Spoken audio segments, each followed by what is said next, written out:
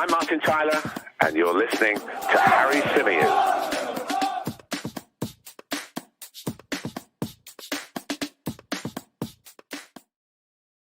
Hey everybody, how's it going? Welcome back along to the Chronicles of a Gooner, the Arsenal podcast, part of the 90 Min Football Network. As ever, I'm your host, Harry Symeou, and on this bumper edition of the show, we're going to be looking ahead to what is probably, actually, I think definitely, Arsenal's biggest game in over a decade. The Gunners travel to the Etihad on Wednesday night to take on Manchester City, who are in hot pursuit of Mikel Arteta's side. Can Arsenal hold them off until the end of the season?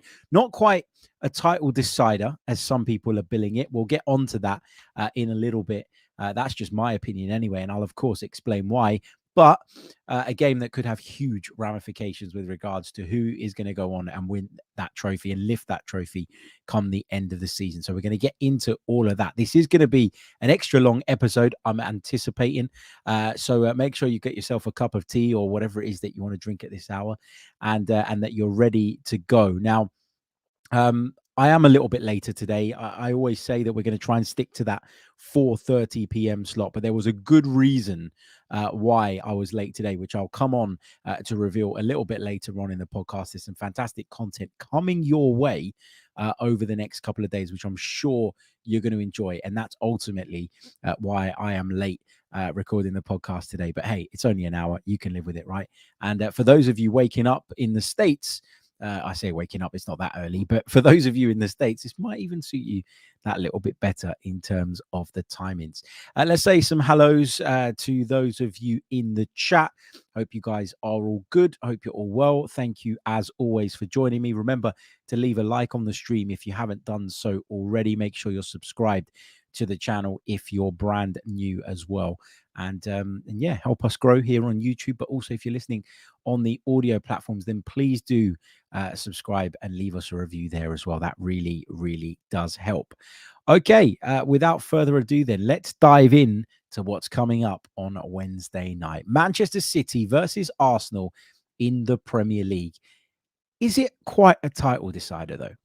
And I've been thinking about this over the last couple of days because obviously every outlet that will be broadcasting the match, that want to build up to the match, that are talking about the match, will want to overblow the significance of this game. Now, obviously, it's a huge game.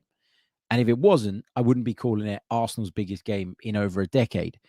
But the point I'm trying to make here is that I don't think the result, whatever way it goes, necessarily 100% guarantees either side the Premier League title, because there's still going to be plenty of football to be played after that. For example, you know, if Manchester City were to win it, they'd close the gap on Arsenal, of course, to a couple of points, and they'd have 2 games in hand, but they've got to win those 2 games in hand.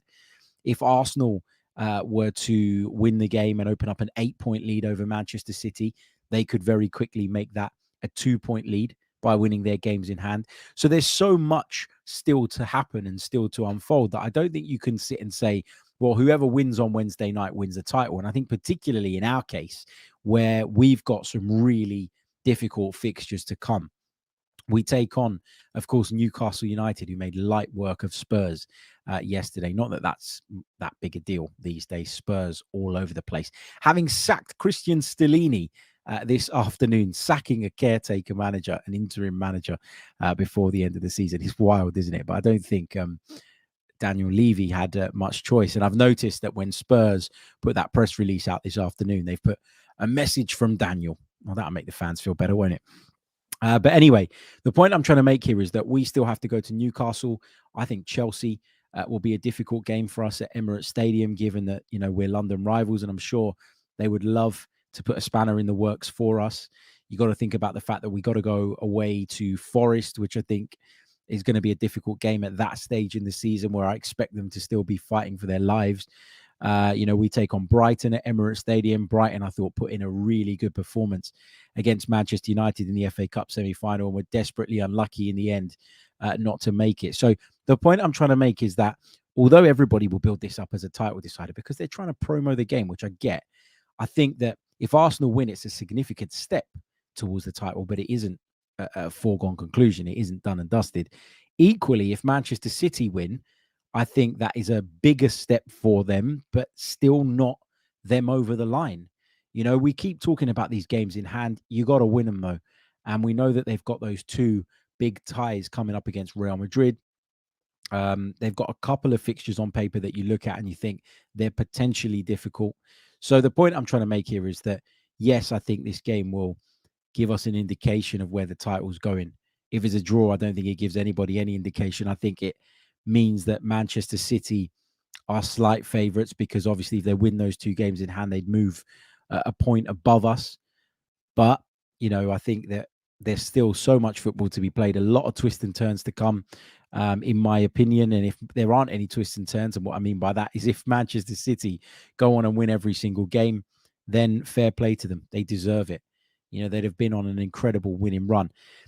I just think, we have spent a long, long time this season dreaming. We got to the point, I would say, after Christmas, where we looked at it and went, you know what, this could be on. But even at Christmas, I wasn't fully believing at that point. I think for me, the biggest moment where I went, yeah, you know what, we can bloody do this is the Bournemouth game. Because for me, although it was Bournemouth, and I know a lot of rival fans like to point that out, that really felt like a big moment for me. The kind of moment that can be season defining. And that was when I really started to believe. I got to be honest. And, we might fall short. We probably will fall short. If you ask me to bet, I would say that Arsenal are going to fall short rather than sort of backing us. But then I think about what I actually am and what I am at heart. And that's not somebody that commentates on football matches or reports on football matches or any of that. That's not what I am at heart. That's my job, but I'm an Arsenal supporter first and foremost. So the message I kind of want to put out there ahead of Wednesday's game is go there, enjoy it, take in the fact that we're involved in this type of fixture. Enjoy the fact that we're involved in this type of fixture. Lap it up because it's been a long, long time since we went into a game at the end of April in a Premier League season with one hell of a shot of winning the Premier League title. If you'd have told me that we'd be in this position come the end of April at the start of the season, I'd have absolutely laughed at you. Champions League football is not done and dusted just yet mathematically because, of course, Brighton have games in hand. But I think it's pretty safe to say now that we've managed to achieve that. I'd go as far as saying the bare minimum for Arsenal this season will be a second place finish, which when you think about where we were last season and you think about how far we've come is incredible. So don't sit there. This is much easier said than done. Don't sit there stressing, worrying, sort of getting yourself worked up. I know a lot of people are talking about Rob Holding again today, and that is winding people up. That is causing people, I think, to have a huge anxiety around this game. We go there, we win, we're in a great position, but it wouldn't be done yet. We go there, we lose, we're in a not so good position, but we have to refocus and we have to recalibrate very, very quickly to make sure that in the event that Manchester City slip up towards the end of the campaign, we're there to take advantage. And that's where we got to be.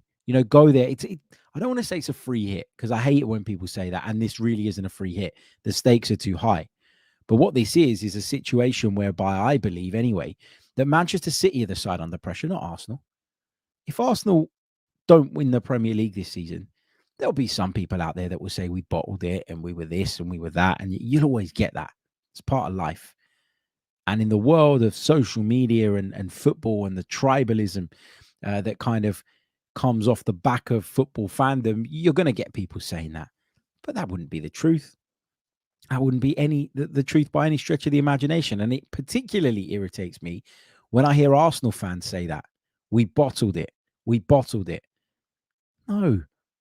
We're up against an unbelievable side. An unbelievable side.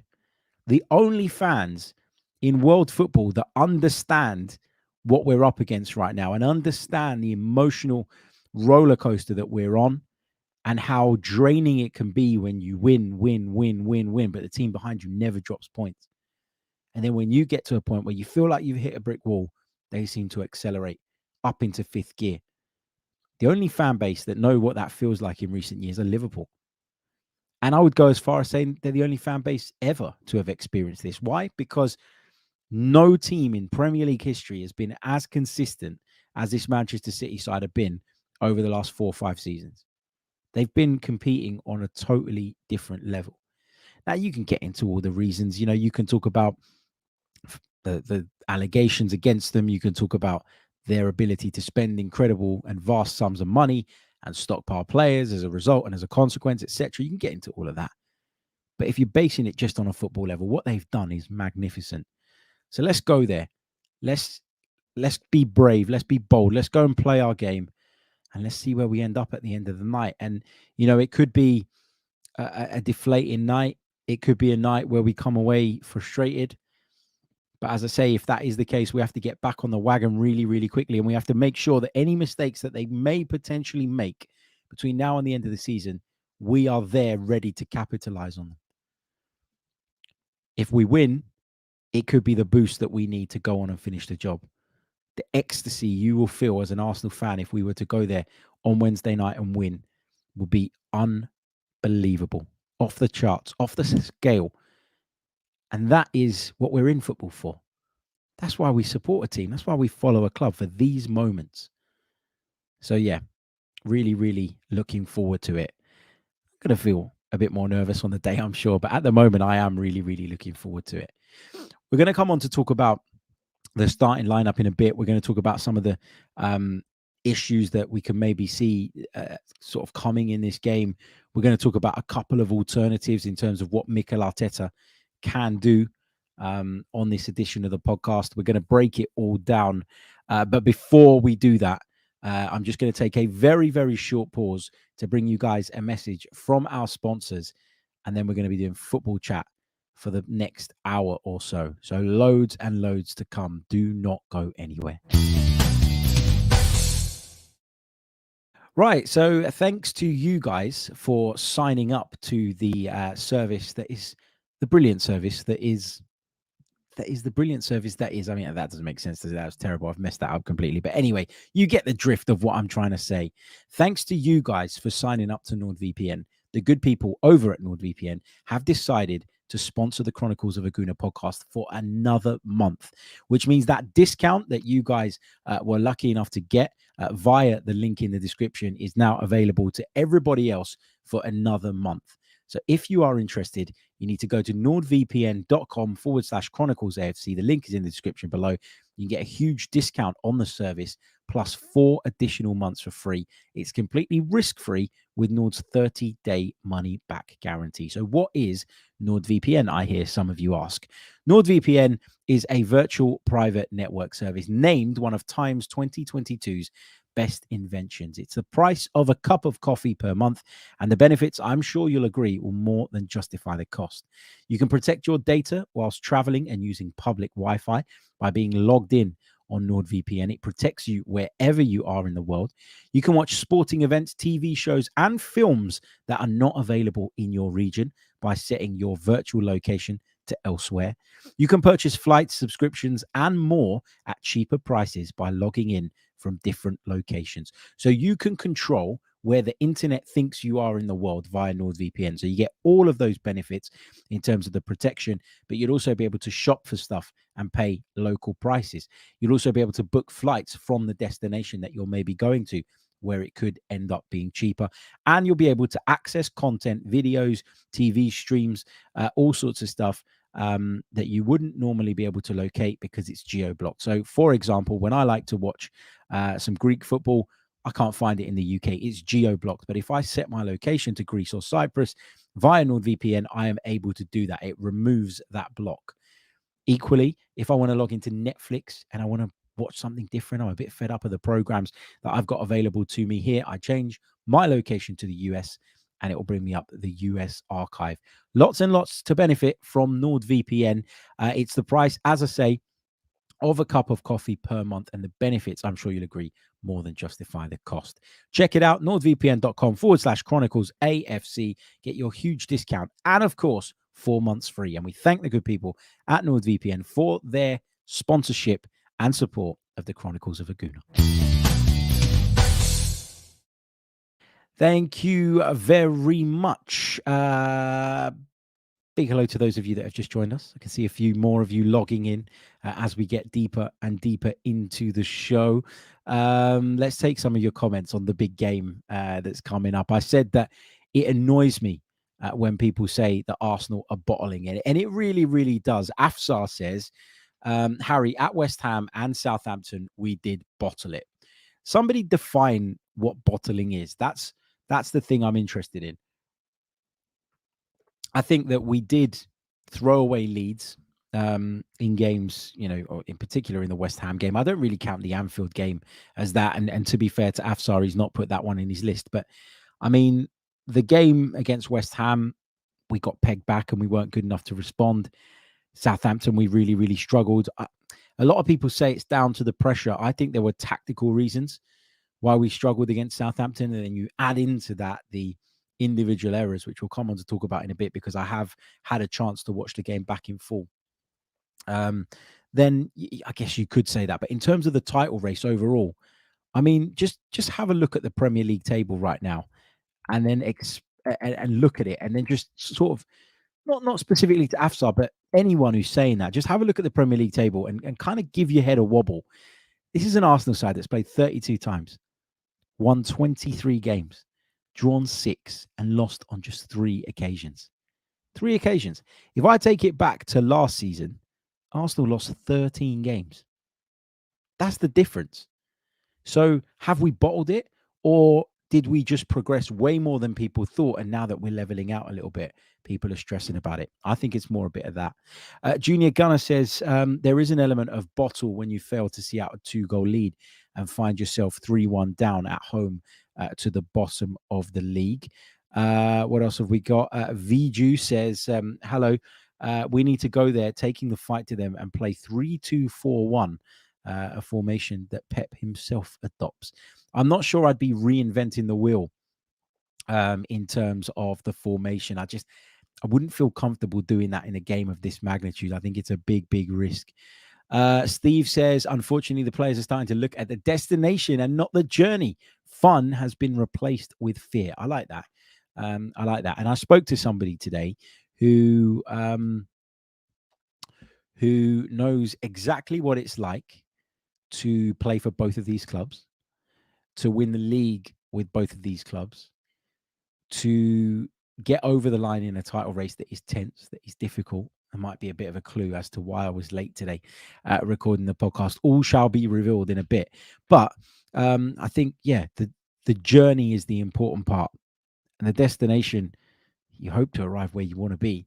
Some people will say the destination is more important, but if the journey isn't right, you very rarely get to the destination that you hope to be in. What else have we got? Kenny says, Harry, are you going to do the Rob Holding agenda today? Honestly, I agree here vex our overall play, but we've been shipping goals since after the World Cup. Look, we're going to do a little bit on the Rob Holding thing because we're going to talk about the update on William Saliba in just a moment or so. But I might as well tell you guys where I was this afternoon. So I've actually had a really, really cool day.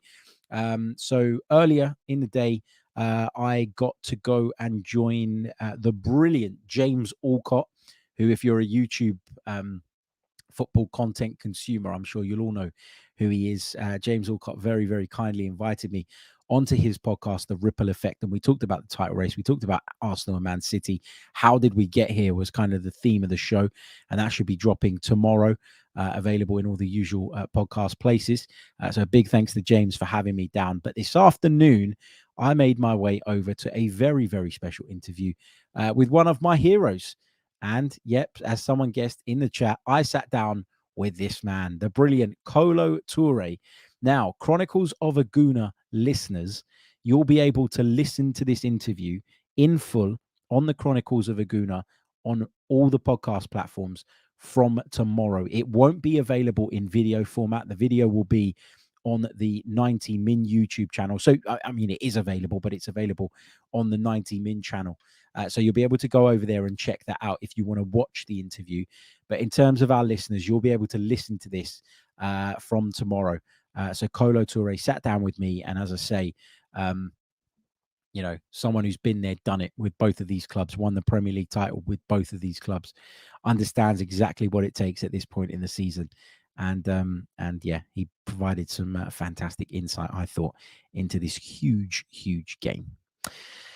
Right, let's do the William Saliba bit then, because of course we had an update this morning, didn't we, from the Oracle, David Ornstein, reporting that, of course, William Saliba is going to miss the game at Manchester City, probably won't make the game against Chelsea either next week, which is obviously another disappointment, and suggested that William Saliba's season, which we've kind of feared all along, could be well and truly over. So there's no point in obsessing over this anymore. I sort of sat down earlier and I was sort of creating the thumbnail for this episode, and I went and I put a picture of William Saliba in it because I was going to title it with Arsenal versus or Man City versus Arsenal preview starting 11 predictions, we always do, and then William Saliba out for the season or whatever.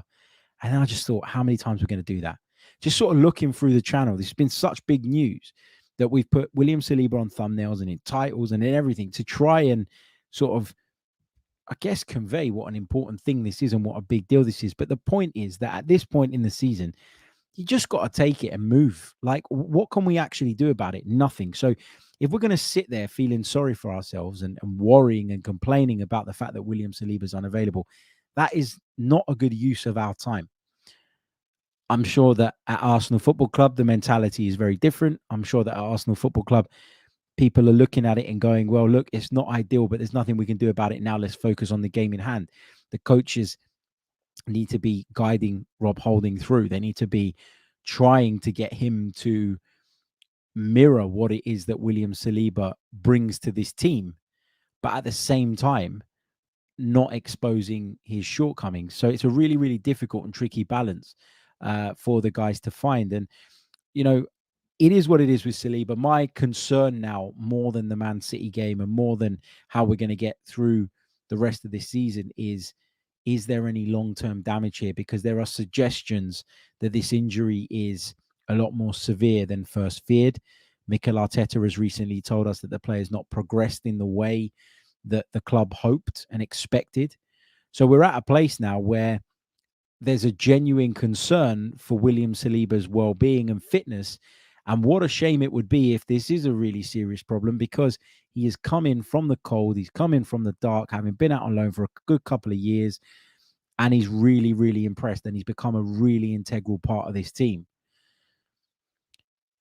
Him not being there affects us in a number of ways, and it doesn't just affect us at centre-back, it affects us at right-back, it affects us at left-back, it affects us in defensive midfield, it affects us in the 8 positions, it affects us wide, it affects us everywhere, because this team was such a well-oiled machine earlier on in the season. There is so much sort of chemistry between the players. I don't know if you guys have ever played FIFA Ultimate Team, but when you make your team and you line them up, and it used to have those bars, and it was like, or they play from the same club, so they've got chemistry, and they're from the same country, so they've got chemistry.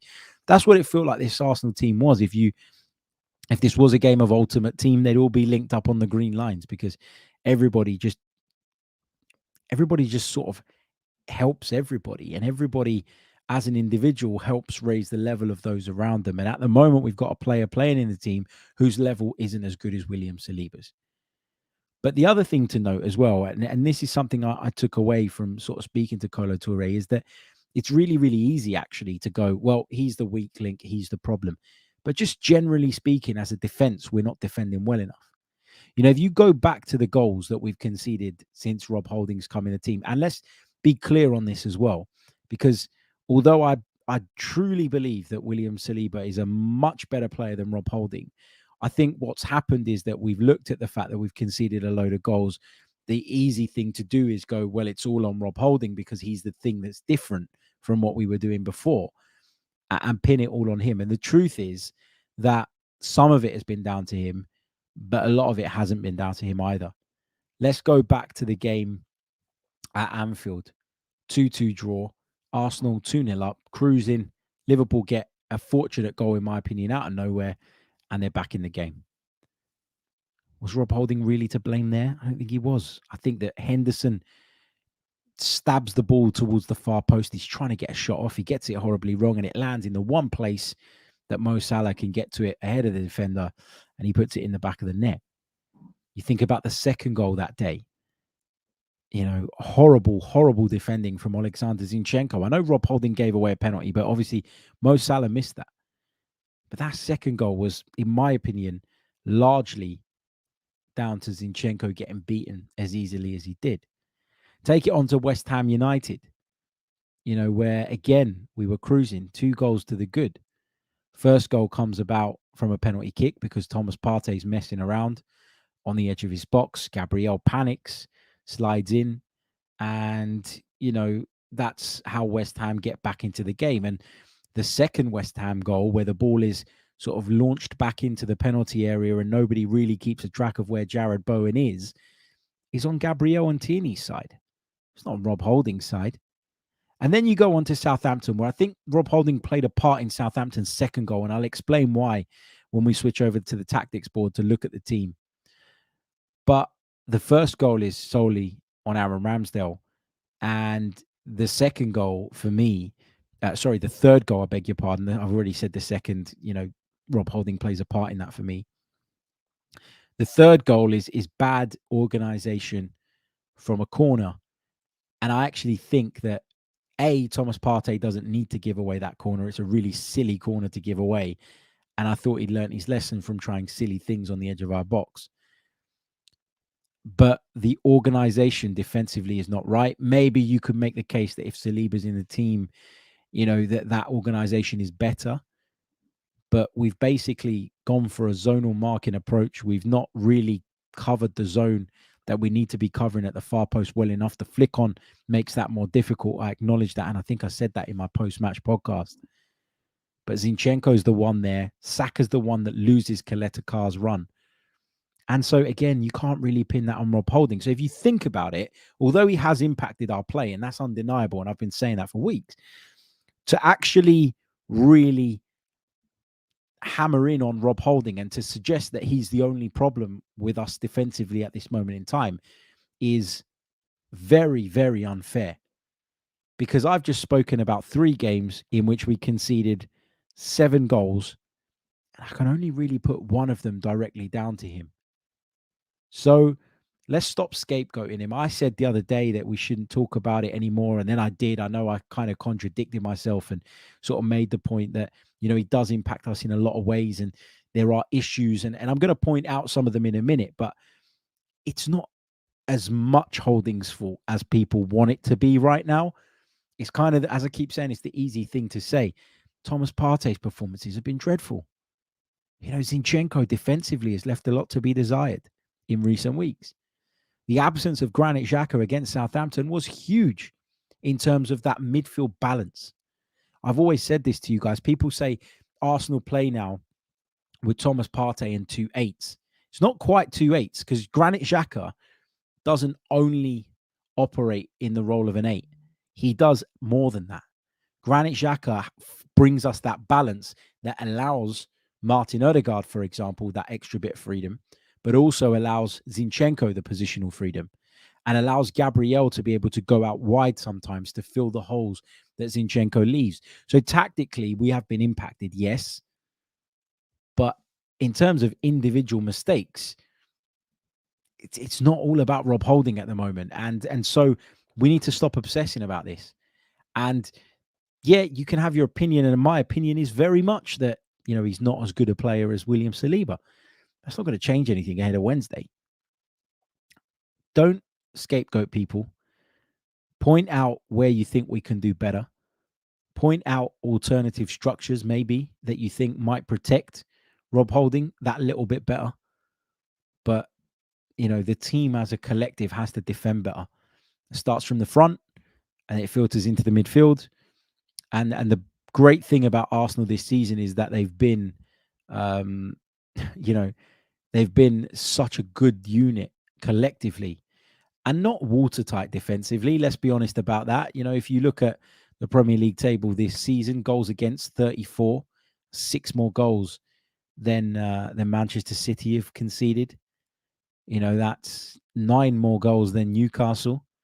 Man United, who are down in fourth, have only conceded 3 more than us. You know, you think about Liverpool in seventh, who have had a disastrous season by everybody's standards. They've only conceded 38. It's only 4 more goals than us. You know, you take it right down, 14th placed Wolverhampton Wanderers have only conceded, 10 more than us? Palace, 6 more than us, down in 12th. So defensively, we haven't exactly been watertight all season. And we read a statistic which has been dropped into the chat as well by Raul, which was going around the other day. 19% of all goals against Arsenal were conceded in the last 4 games in the Premier League. There you go. That just indicates that we have gone off a cliff defensively. And yes, Rob Holding is a part of that, but he's not the sole part of that.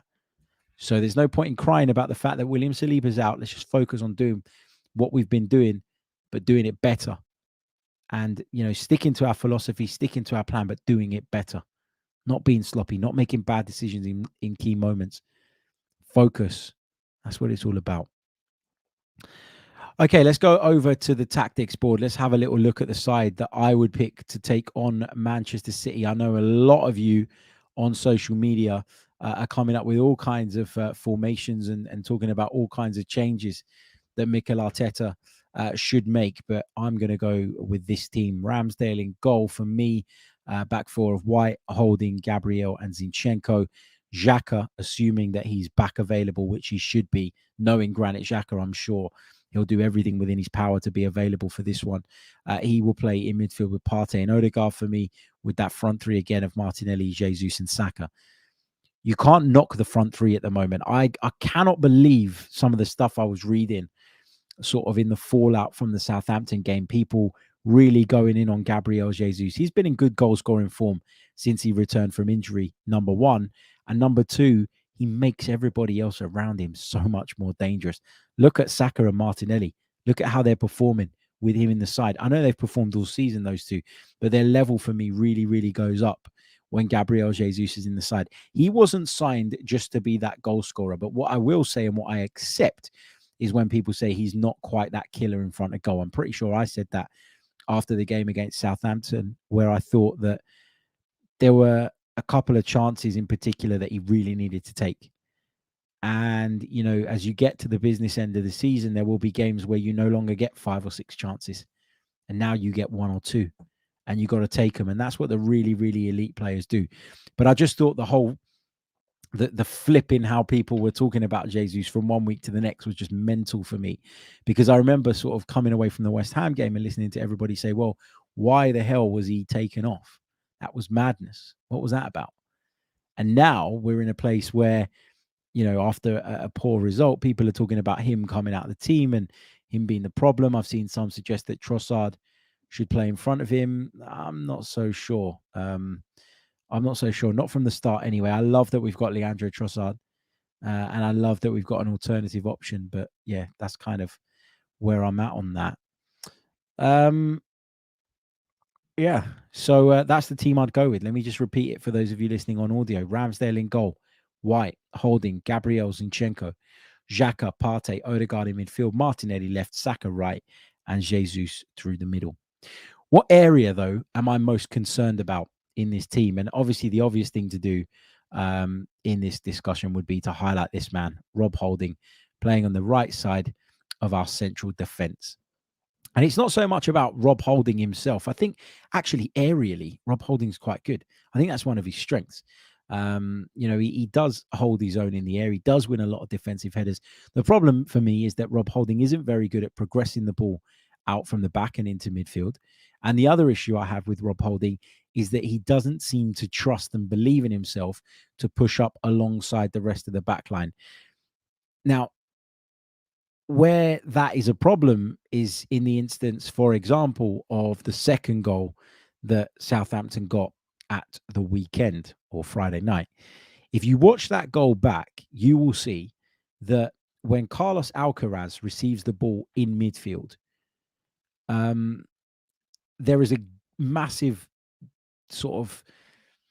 there's a massive issue with the positioning of the back line. So what you ended up with was sort of Gabriel squeezing up, Ben White squeezing up, and Rob Holding was those few yards deeper. Now, Partey at this point has already been bypassed Alcaraz is around about this area here. Okay. And if Rob Holding was William Saliba, I'm sure he would have been that little bit closer, even 4 or 5 yards closer to the Southampton defender, which means what? Which means he can go there and he can engage him. It means that he can engage him and that he can put him under pressure and doesn't give him all the time in the world, like Carlos Alcaraz had, to then slip a ball in behind Gabriel for Theo Walcott. But at the same time, you look at that and where's your left back? I know we play in a certain way and we're asking the left back to do certain things, but it's very easy to kind of look at one player and go, well, you're the cause of that goal. I don't think Rob Holding was the sole cause of that goal, but that moment and that sort of piece of play just sort of evidence to me actually what the big difference is that one of them is quite happy to play on the front foot, is very comfortable. Maybe he's just more used to it. Maybe it's more of a habit for Saliba to squeeze up. He trusts in his pace, I'm sure, more than Rob Holding does. He believes in his ability to go and win one-on-one duels, probably more than Rob Holding does. And I look at that and I think, yeah, that's a big part of the way we play. This sort of front foot style, this aggressive press, this being able to suffocate teams and keep them in their own half. And as I've said all season, knowing that people can drop a ball over the top of your back line and your defenders have got the pace to turn around and sprint back. Rob Holding doesn't have that, and he knows that. And that will make him hesitant in terms of going out and engaging people in the way that William Saliba normally would. So that is an issue. And that, for me, as I said, I think Rob Holding's probably to blame for that goal, or at least played a massive part in that one. Not solely to blame necessarily, because we had opportunities to deal with it. The way we lost the ball in midfield was really cheap and really poor. Martin Odegaard's passing field was really bad. I thought really sloppy, really loose. But normally we have the defensive structure to be able to deal with those transitional situations. And in losing William Saliba, who is much more of a front foot defender, as I say, we've lost our ability to do that. We've lost our ability to deal with those situations in the way we have done for the majority of the season, and we have done to really, really good effect. So that area, this area here, in between the back line and in between our midfield, this area here, in between the lines, is going to be really, really key on Wednesday night. And there's no better team in the Premier League operating between the lines for me than Manchester City. So we have to be at our absolute best. We have to be disciplined. We need Xhaka back in the team. We need him to help out. We need him to tuck into those spaces, the half spaces defensively. We need him to do what he does going forward as well if we're going to be bold and brave and play our game, which I'd love to see us do. But we need to almost at times play with a double defensive midfield pivot. And that means Granit Xhaka dropping in alongside Partey. Now, Mikel Arteta hasn't spoken yet ahead of this game. And I'm guessing that Granit Xhaka is going to be back fit and available. I've heard nothing to the contrary. But if for any reason Granit Xhaka is out, then Jorginho has to play. And I think actually, upon reflection, Mikel Arteta got it wrong putting Fabio Vieira in the other night. I think it was a bit naive. I can understand why he did it. He thought that we were going to have all of the ball, that Southampton were going to sit back and look to soak up pressure, and that we were going to need to unpick a really low block and almost spend the entire game playing hundreds of passes left and right, trying to find that gap. And he probably felt like Fabio Vieira was a good option there. I understand why. And he spent a lot of money on him, and he wants to justify that cost, I guess, to a degree and to a point. But at the same time, it's at the same time, it proved to be a really bad decision. And I think that, as well as Rob Holding, impacted our structure in the transitional phases and in the transitional situations. And we just didn't have that bite in midfield to be able to really take control of the game. In possession, Fabio Vieira is fine, but out of it, he's not Granit Xhaka. And I think that really, really showed. So we need Granit Xhaka back. And if Granit Xhaka isn't available, which I hope he is, then we have to turn to Jorginho. Because I thought actually against City in the home game, Jorginho was actually quite good. Right. Damien Kelly has had a little pop at me in the chat. He says, you all can listen to Harry and his crap. He's doing it for the clicks. We will get shit on at Man City. The players choked the league already. Cheers, Damien. I mean, you don't have to be here, but yeah, cheers for choosing to spend your afternoon with us, evening with us, whatever. Anyway, right. Let's plow on then. So I've mentioned Jorginho there and the possibility of him coming into the side, or maybe the need to put him in the side, depending on what the situation is with Granit Xhaka. And I must admit, I've read a lot of sort of compelling arguments today as to why Jorginho should start the game, with a lot of people referencing that game at the Emirates Stadium earlier in the season. And I'm kind of in two minds about this. If Granit Xhaka is fit and available, Jorginho doesn't get in my starting lineup. I've got to be honest, because I still maintain and believe that the best balanced midfield that Mikel Arteta has at his disposal is the one made up of Partey, Xhaka, and Odegaard.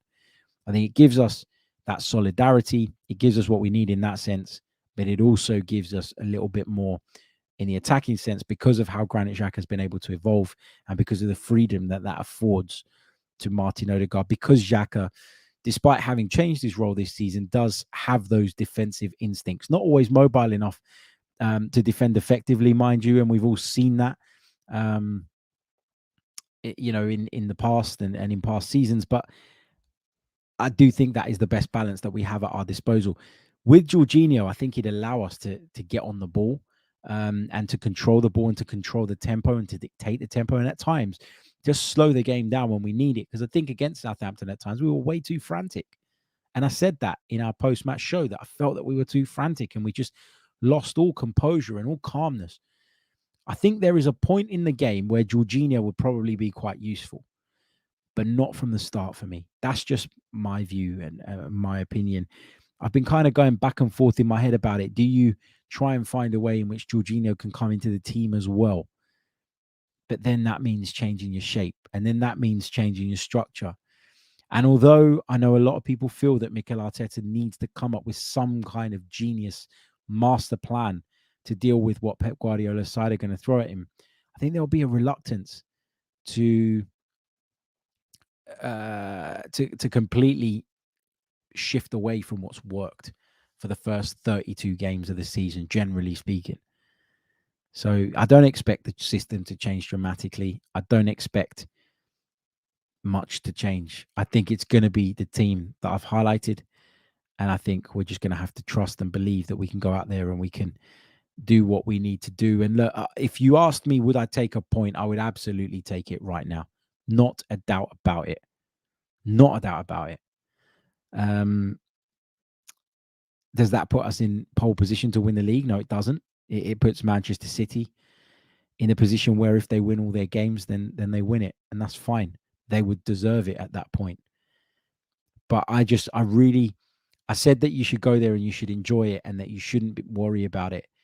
But looking at the two teams and the shape they're in at the moment, and the fact that one has become very, very sloppy defensively and is making a lot of individual errors, maybe if you want to look at sort of things with a silver lining, you could say that we've got those individual errors out of the way now. Let's focus on getting back on track. Maybe, I don't know. But I think a point for Arsenal means it's still very much on. A defeat for Arsenal means that it's probably not. But at the same time, you'd be kicking yourself if you didn't do your job and Manchester City were to come unstuck somewhere along the line. I know you never want to be in a position in football where you're relying on others. But as I've said all along, Manchester City are the ones under pressure to win this title. I know they've been there and done it, and that counts for a lot. And I say they're under pressure. They maybe don't feel the pressure as much as another side would, maybe a side that hadn't gone the distance already. But I do think there's something in this idea of the pendulum shifting that little bit. I do think there's something in the idea that Arsenal, being the hunters rather than the hunted, is a better position for them to be in mentally in terms of how they cope with the pressure from each game. The other thing is that we seem to play after Manchester City every single time, which definitely isn't helpful. But if you're hunting rather than being the hunted, I think that's, I don't know. Look, I think it's an interesting thing. It's a psychological discussion, isn't it? And I'm no psychologist, but I just think when you're not expected to win something, sometimes that can allow you to play with, as Wenger would say, the handbrake off. And we've seen many Arsenal teams over the years sort of lose out on titles or miss out on Champions League spots or put themselves in this incredibly difficult position to go on and achieve what it is they set out to, but then really kind of clicking into gear afterwards as a result of having that freedom, and off they go. So we'll see. Start getting some of your questions and thoughts in. I'm going to give you guys my prediction. I've got some interesting questions from you guys that you've been sending through on Twitter as well over the last few days. So we'll pick up a few of those. But in terms of any other things that you want to drop in the chat, start getting them in now. Don't forget to leave a like on the video if you haven't done so already. Don't forget to subscribe to the channel if you're brand spanking new, and if you're listening to us on audio, well, then please do leave us a review. Get those questions in. We're going to take another very, very, very, very brief pause, and I'll be back. Okay, welcome back to the Chronicles of a Gooner. Let's have a look at some of the questions that you've been sending. Lots of questions about Gabriel Jesus coming through to me on Twitter, which is why I asked, or why I addressed that point a little bit earlier on. This is an interesting point from Jonda Snaku. Let me just bring it up on the screen. And the reason I want to address this one is because somebody that I speak to, a good friend, had this discussion with me earlier in the week. We were talking about Alexander Zinchenko. I know a lot's been made of the whole huddle thing, right? Zinchenko calling everybody in on the halfway line. It was always going to become a bit of a meme if it didn't go right. And I think what that has done, along with a couple of other things in recent times, i.e. the bit of defending at Anfield and various other bits and pieces, I think it's caused people to look at Zinchenko that little bit closer. Stop talking about just the vibes and talking about what he's actually doing on the pitch and what he's actually bringing to the table. And so Jonda says on Twitter, I certainly have a thought. Zinchenko is more of a burden than a jewel. Everybody has been praising him all season long, and Tierney might be on the way out. Zinchenko makes horrible blunders per game. He holds the ball for too long and slows down the game. That's my thought. So a friend I had a conversation with said to me that he was really irritated actually by Zinchenko doing what he did, which was, of course, calling in the players, creating this huddle thing on the halfway line after Arsenal had conceded their second goal. And, sort of like, what was the need for that? It was a bit like, who is he? Who does he think he is?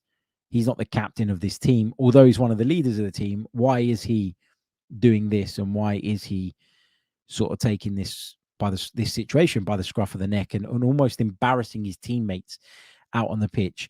Now, my opinion on that particular incident is that somebody had to get a hold of them and calm them down. And although he isn't the captain, he is one of the most experienced members in the squad. All season long, we've talked about him and Jesus and the importance of those two coming in and what that's meant for the team and what that's done for the team. So for me to then sit and say, well, he's more of a hindrance than a help, I think is unfair. But I do think what's happened with Zinchenko is that the advantage we used to gain by playing him in this inverted role, whereby he would go into midfield, be this additional man, and we'd end up dominating games, I think that's dwindled a little bit. I think that's dwindled in the sense of you can't keep doing the same thing without it at some point becoming predictable. And if we can see it all the time, then you bet that the analysts of these top football clubs have got it sussed out to a T. I think people look at his positioning and look at the fact that as a one-on-one defender, he's not the best. And they look at that as a weakness for us. And what they try and do is they try and expose those areas. And what that means is that Gabriel has to go across, and even more so now with Rob Holding in the heart of the defense, not to pick on Rob Holding again, but you get what I mean. We're in a position where we're stretched, and most of the good work that opposition's sides do to us comes down that side because they know that that's a problem. I wouldn't go as far as saying that he is more of a hindrance than a help, but I don't think Zinchenko's been perfect. And I do think that when I think back to the start of the season, when I spoke to sort of a couple of friends and colleagues that cover or support Manchester City, and they said, well, look, it's a decent signing, but he's not a very good defender. Do you think we're starting to see that now? I really do. But anyway, I thought that was a very, very interesting point. Let's go back through some of these tweets because there is some good ones. There was one about Fabio Vieira that I really wanted to address. Where is it? Just trying to find it. Here we go.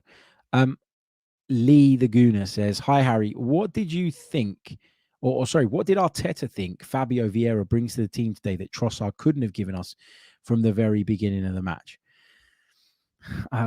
This for me is, how do I put this? So I agree that Fabio Vieira had a poor game, and I agree that it was a mistake to put Fabio Vieira in that position, and I agree that it left us lightweight in midfield, and it caused us to be at times overrun, and it caused us an inability to be able to defend those spaces in between the lines in the way that we normally do.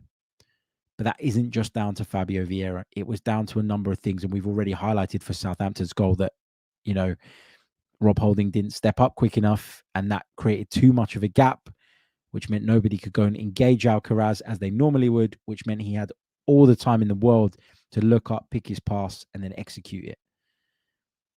But to suggest that Trossard can play in that position, I think is equally as mental. No offense, but I just don't get why people think that Trossard can play as an 8. And I don't understand why people think Emile Smith-Rowe can play as an 8. These are players very similar in profile to Fabio Vieira that are attacking midfield players that don't want to be anywhere near their own penalty areas. And one of the reasons, as I said earlier on, that we've had most of the season such a great balance in midfield has been because we've had Partey, who's deep lying, Odegaard, who's very attack-minded, and then Xhaka, who's a bit in between. That's why we've had that balance. And I just don't think that that Trossard would have given you that defensive balance. I think you'd have had a lot of the same problems. In possession, he might have been more effective, and he may well have got on the ball more. He may well have combined with Martinelli and Jesus more. But that's it. I think that Jorginho should have been the one to play in hindsight. I was a little bit surprised that he didn't make that decision on the day, but that's what I would have gone with in the absence of Granit Xhaka. But with Fabio Vieira, I mean, I'm just sort of scrolling through these because there was some more about Fabio Vieira. I can't find him at this moment in time, but basically there was a lot of criticism of Fabio Vieira in the aftermath of this game. And while some of it was justified, I thought some of it was unfair as well. He is a young man that's come to another country with quite a bit of expectation because of the price tag, whose minutes have been very, very limited. And I don't really understand why everybody's really keen to jump on his back and not actually focus on the players that made huge individual errors on the day and on the night that cost us big time.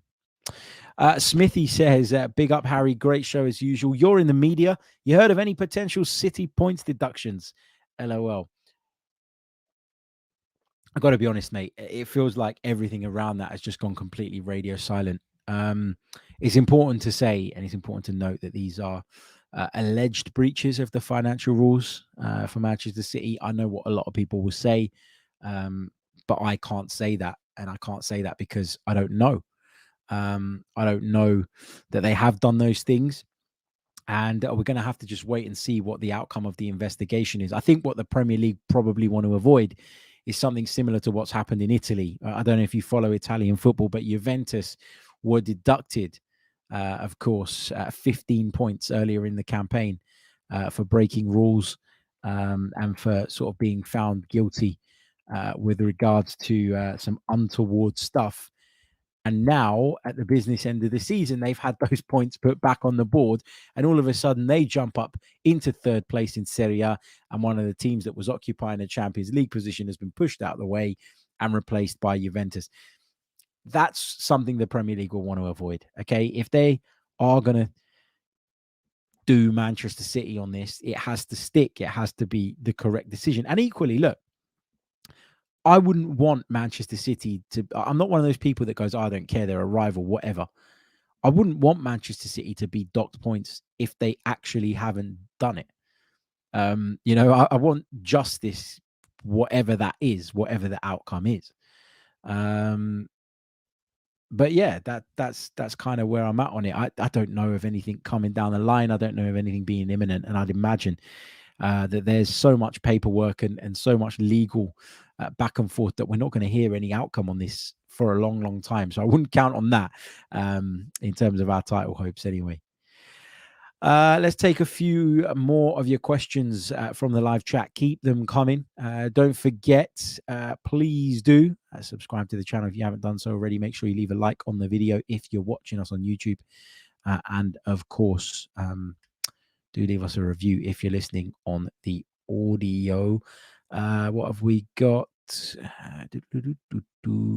Afsar says, should we not play with three at the back, with Saka and Kieran Tierney as fullbacks and Zinni, Xhaka and Partey in the middle? This will give us solidity, but it would take away Afsar from what we do best, which is going forward. You know, you play to your strengths, do you not? If you play to your opponent's strengths, which is what you're suggesting we do in making those decisions, you don't play to their strengths. You play to live with their strengths. You take away from what you're doing, and that's okay when you're bottom of the table and you don't have a hope in hell. I mean, let's take, for example, let's look at, I don't know, let's say we're Nottingham Forest, right? Nottingham Forest could go toe-to-toe with Manchester City. They'd probably get battered because they don't have the quality in the attacking areas that we do. And I think what we've got at the moment as Arsenal fans is this massive inferiority complex when it comes to the likes of Manchester City, who are a wonderful team, and in some ways it is justified and warranted, etc. But we're top of the league, not them. We've been setting the pace all season, not them. So why can't we go there and play our game? Why should we abandon everything that's worked so well this season? And I understand why people say Mikel Arteta should change it up and should do something different ahead of this one. But I'd also be disappointed in him in a weird way if he went there and just went, well, we're not good enough for this. What kind of message would that send to his players, whom all season he's been saying, believe, you can do it, you're good enough. I love these players. He came out after the game against Southampton. He walked into the radio room, I can tell you, with the intent of defending every single one of his players and refuting every suggestion that anybody had let him down. So yeah, I get what you're saying, and I get why on paper people think that's the way to go. Me personally, I don't think that we're in a place where we have to abandon all of our beliefs, all of our methods to try and live with them. Like at the end of the day, we're without one of our first teamers. We'd be with 10 of the 11 that we'd all want to see on the pitch if everyone was fit and available. If you can't play your game with 10 of your best 11, then what is the point? Is the question I'd ask, I guess. Deflected Mind says, the last time we won against City was when we parked the bus. When we go toe-to-toe against City, we never even drew a game. Should we counterattack in the next game too? So what I will say, having just said that I think we should go there and play our game and we shouldn't be too afraid, is that we need to apply common sense. And there will be moments in the game and times in the game where we have to weather the storm and where we have to be that bit more cautious and we have to be that bit more careful. I completely acknowledge and accept that. For example, away at Man City, you're not going to take the same risks that you might take at home against Southampton, for example. That goes without saying. But that doesn't mean you rip up all the fundamentals and all the basics of your game and start again. That's kind of where I'm coming from here. Kenny says, Harry, I asked about the early goals / chances we concede these days. Thoughts? Please don't tell me Rob Holding because it has been happening. No, I think you're right, Kenny. And I think I can't remember exactly what episode it was, but I remember a few weeks ago on the podcast saying something along the lines of, it feels like we're not starting games with the same ferocity and the same sort of intensity that we did earlier in the season. I remember sort of right at the start of the season going to Arsenal and expecting them to come out the traps fast. And I used to always say to people when we were playing against other teams and they'd ask me, what can you expect from Arsenal? I'd always say, you can expect Arsenal to come out flying. And if you can survive the first half an hour, 45 minutes, then you might be okay. But if you don't, you're in serious trouble, because they will overwhelm you and they will suffocate you. And it reminded me of sort of Jurgen Klopp's Liverpool in their heyday, where they used to come out the traps fast, furious, strong, quick, with incredible quality as well. But that hasn't been happening lately, not as frequently anyway. We started really, really slowly against Southampton, obviously. Was the whole start like that, though? No, I think it was that one moment that put us in that situation.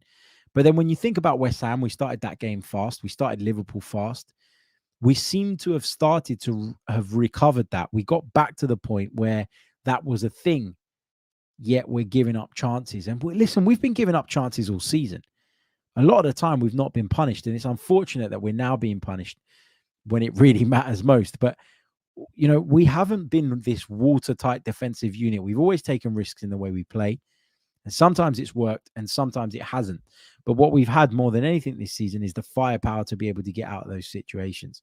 And I still believe our firepower is our biggest strength. And therefore, we should focus on that rather than focusing on the things that we're not very good at, which are soaking up pressure, trying to be disciplined, trying to sort of stay switched on for an entire 9 minutes. It's not an easy thing to do, especially against City. You could be the best defensive side in the world and City will unlock your defense at some point. So I think we play to our strengths. I think that's the way to go. Big hello to Mohammed, who says, today is the final day of Eid. We all as Muslims celebrate this feast at the end of Ramadan, where we break our fast. I just want to say Eid Mubarak to all my Muslim brothers in the world. A happy Eid to everybody celebrating. I hope you guys have a great celebration. Enjoy the breaking of your fast, and sending love to all of you guys that celebrate wherever you are in the world. So thank you for that, Mohammed. Okay. What should we do? Let's take... Did I give you my prediction? I don't think I did I? Right. My prediction is... I don't know whether to go with my head or my heart, because my head says Manchester City 3, Arsenal 1. But my heart says Manchester City 1, Arsenal 1. Even my heart's not saying that Arsenal go and win at the Etihad. But anyway, that's how I'm seeing it right now. I think if I were betting, right, if this was a serious thing, like if there was jeopardy in my prediction, then I would lean towards the Manchester City win, because I think they are in fine form. I think they got so many different options, and more so than the Rob Holding thing, which, I've talked about at length. I just don't trust us right now to not make silly errors and to not be our own downfall. And that's where my main concern comes from. So my actual prediction is Manchester City 3, Arsenal 1, and that's going to be pretty shit, because I'm going to be driving all the way back from Manchester after the game back to London. It's a good 4-hour drive, and I'm probably going to need to stop a few times as well, because I am going to be absolutely knackered, I can imagine. Wanted to stay up there, but I can't. I've got something I've got to be at on Thursday morning. It's a nice occasion. It's a nice event, but my God, I could have done with it being on the Friday, but hey, it is what it is. But anyway, we'll end it with a nice quote from the main man, Arsene Wenger, put in the chat by Raul, who says, if you don't have the belief, you have no chance at all. And it's a great way to end the podcast. Thank you all so much for tuning in. Remember, the episode with Kolo Touré will be dropping tomorrow at some point. So listeners of the podcast will be able to access that in all the usual places. If you are, of course, watching us on YouTube, you won't be able to get that video here, but you'll be able to get it on the 90min YouTube channel. If you'd prefer to take it in via the Chronicles of Aguna, then do go over to the Chronicles of Aguna on whichever podcast platform it is you prefer. I'll see you all tomorrow with more. Until then, take care of yourselves. Try to sleep well ahead of the big game coming up on Wednesday. All the best. Come on, you Gunners. I'm Martin Tyler, and you're listening to Harry Symeou.